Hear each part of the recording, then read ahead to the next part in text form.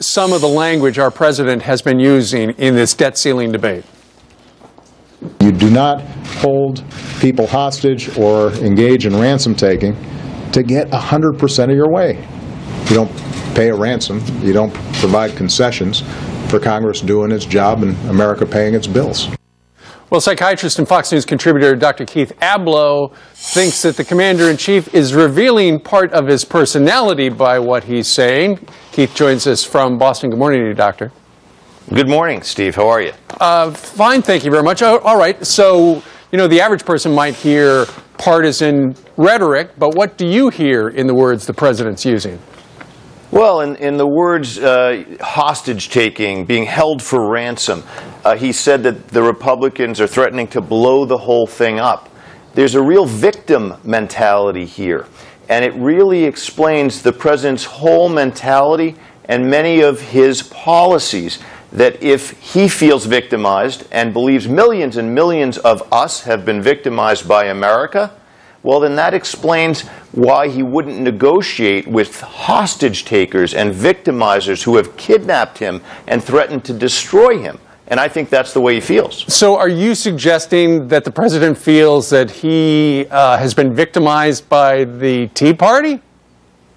I think the president, going back to when his dad abandoned him, when his mother left him with his grandparents, when he describes his grandmother as intimating that she didn't trust men of color, that all of those things led him to feel victimized, hurt, and injured, and he has extended it to this country. So he comes to the corner office to right wrongs and to offer the mantle of victimization to as many people who will share it with him as possible.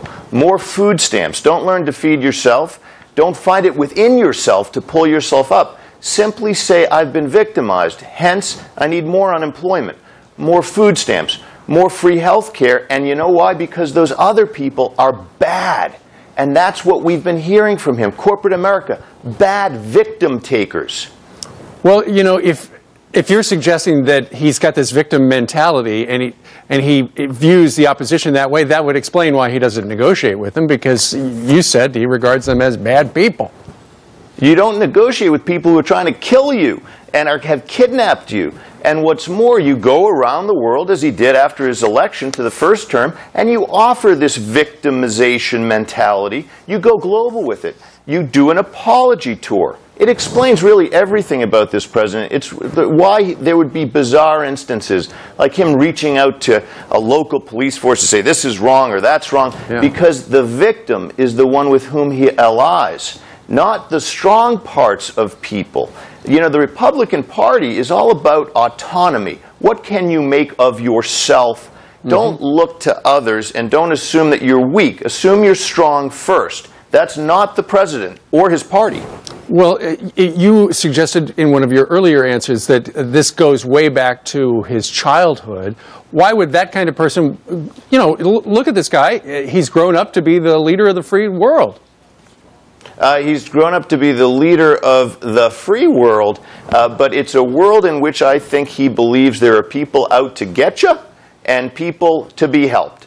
So he aspires to the corner office for retribution in a certain way, to balance the scales, to redistribute the wealth, because so many millions of us, he would say, have been hurt, victimized by the system, victimized by the Constitution, which is a flawed document, he would say, that's hurt so many of us. The president sees himself as the victim in chief. He is the disempowerment president. Dr. Keith Ablow, with a point of view that a lot of people probably haven't thought about. That opinion expressed on the pages of foxnews.com. Doctor, thank you very much for making a couch call today. Anytime. I'll show up at the White House when he needs me. All right. I wouldn't look for a call anytime soon. All right.